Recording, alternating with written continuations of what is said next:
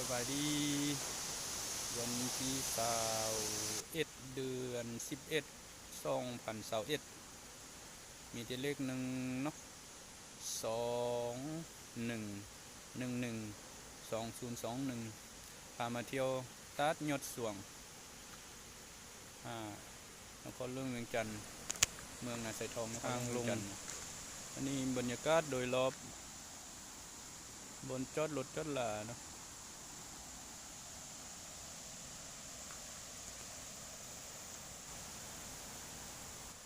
ทางลงไปพวกเราก็จะเห็นวิวตรงตัด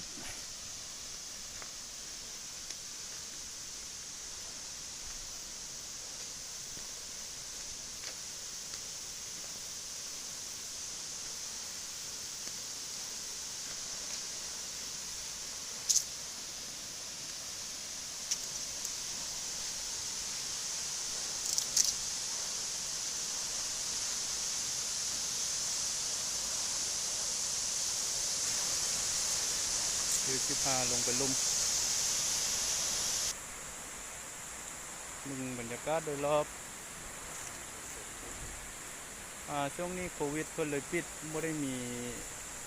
แขกนักท่องเที่ยวนะมันเลยพก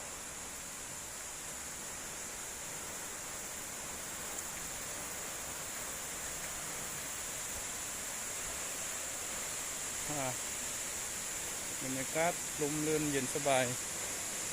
เหมาะแก่การปฏิบัติธรรมและท่องเที่ยว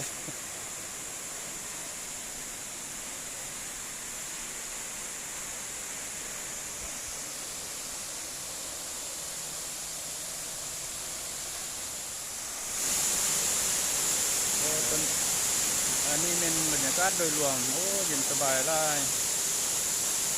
ธรรมชาติอยู่นครหลวงเวียงจันทร์อยู่อ่างน้ำสวงสายอ่างน้ำสวงขึ้นมาได้หนึ่งเนาะนครหลวงเวียงจันทร์เมืองหลวงของประเทศลาวมีน้ำตกที่สวยงามแบบนี้เนาะเดี๋ยวจะพาไปเบิ่งอยู่ใกล้ๆ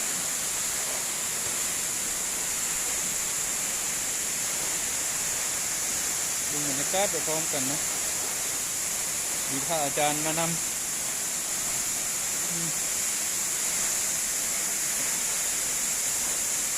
ก่อนนี่โควิดจากเมืองกรุงมา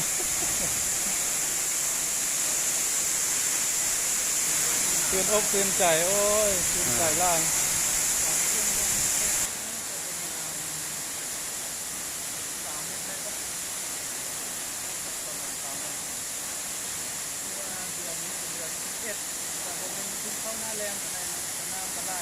ตอนนี้เราก็ใกล้จะมาฮอตกันตัวน้ำตกแล้วเนาะเดี๋ยวจะให้เบิ่งบรรยากาศโดยรวม